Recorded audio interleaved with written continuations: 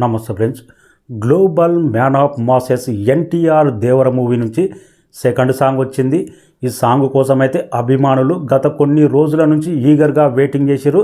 ఫైనల్గా melody song వచ్చింది. ఎలా ఉంది అనేది మాట్లాడదాం. అంతకంటే ముందు మన ఛానల్ను సబ్స్క్రైబ్ చేయని వాళ్ళు సబ్స్క్రైబ్ చేయండి. మెలోడీ సాంగ్, ఈ సాంగ్ చూసిన తర్వాత కొరటాల శివ మీద రెస్పెక్ట్ పెరిగింది. కొరటాల శివ మీద ఉన్న అపవాదం మొత్తం ఈ సాంగ్తో ఒక్క దెబ్బతో లేచిపోయింది. సాంగ్ మేకింగ్ ఏ రేంజ్లో ఉందంటే next range, out standing, Hollywood స్థాయిలో మేకింగ్ కానొచ్చింది. కొరటాల శివ ఈ సినిమా తర్వాత నీవు అంటే రెస్పెక్ట్ తెలుగు సినిమా ఇండస్ట్రీలో నెక్స్ట్ రేంజ్ ఉండే అవకాశం ఉంది. ఇక సాంగ్లో కొన్ని మూమెంట్లు, ఎన్టీఆర్ అంటే ఒక ఫైర్, ఎన్టీఆర్ అంటే ఎనర్జీ, ఎన్టీఆర్ అంటే మాస్. కానీ ఇంత మెలోడీ సాంగ్, ఇంత కూల్ స్టెప్, కొన్ని స్టెప్స్ అయితే ఎన్టీఆర్వి ది బెస్ట్ అనిపించింది. ఆ రొమాంటిక్ పదాలతోటి ఎన్టీఆర్ మాస్ అయినా, క్లాస్ అయినా, ఫైర్ అయినా, కూల్ అయినా ఏదైనా చేయగలడు. ఎన్టీఆర్ ఈజ్ ఎన్టీఆర్ అనేటట్టు ఆ స్టెప్స్ అనిపించినాయి. సూపర్గా అనిపించింది. ఇక రామజోగయ్య శాస్త్రి ఏమన్నా పదాల, ఇంతకుముందే ట్వీట్ చేసిండు, ఏ బంగారు గొలుసు ఈ ఒంటికి నచ్చట్లేదు, నీ కౌగిలితో సింగారించు. ఏమన్నా రాసిండా రామజోగయ్య శాస్త్రి.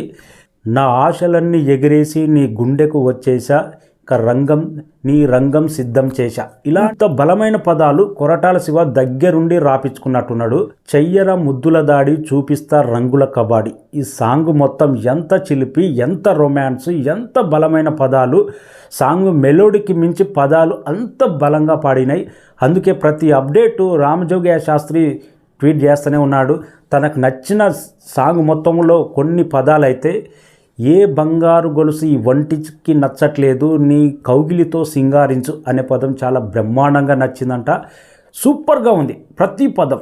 ఎన్ని రోజులు రాశాడో కానీ తన పెన్ను పవర్ ఏంటి, రొమాన్స్లో ఏ విధంగా రాయొచ్చు, తన ప్రేమను ఏ విధంగా చెప్పొచ్చు అనే విధంగా సాంగ్ మాత్రం అంత బలమైన పదాలు పడ్డాయి.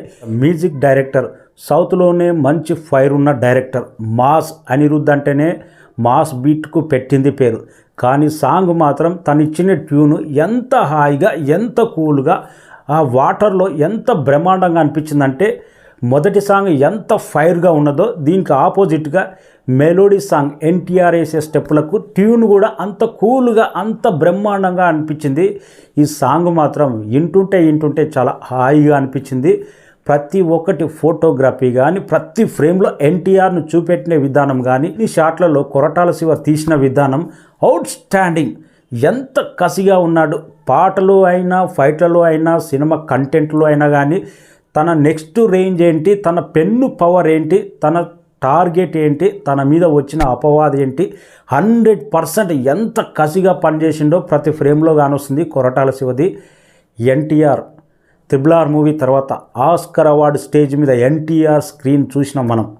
ఇండియాకి ఆస్కర్ అవార్డు వస్తుంటే అలాంటి అవుట్ స్టాండింగ్ ఇంటర్నేషనల్ స్టేజ్ మీద నుంచి ఎన్టీఆర్ రాబోతున్న నెక్స్ట్ మూవీ RRR మూవీ తర్వాత సినిమా మీద వరల్డ్ వైడ్గా ఎలాంటి అంచనాలు ఉంటావో, మొదటి సాంగ్ ఎంత బ్లాక్ బస్టర్ అయిందో, రెండో సాంగ్ మెలోడీ సాంగ్ చాలా కూల్గా, హాయిగా పాడుకునేటట్టుంది. సాంగ్ మాత్రం ఎన్టీఆర్ అభిమానులకే కాదు, సినిమా అభిమానులకు దేవర సెకండ్ సాంగ్ ఎప్పుడు అని రానే వచ్చింది. చాలా కూల్ జల్లు వాతావరణం తీసుకొచ్చింది. సాంగ్ మాత్రం అవుట్ స్టాండింగ్గా ఉంది. పదాలు కానీ, మ్యూజిక్ ట్యూన్ కానీ, కొరటాల శివ టేకింగ్ కానీ, ఎన్టీఆర్ స్టెప్ కానీ, జాహ్నవి కపూర్ అందాలు కానీ ఏ మాత్రం తగ్గలే. ప్రతి ఒక్కటి పర్ఫెక్ట్ అనిపించింది. సాంగ్ మాత్రం అవుట్ స్టాండింగ్ కూల్గా ఉంది.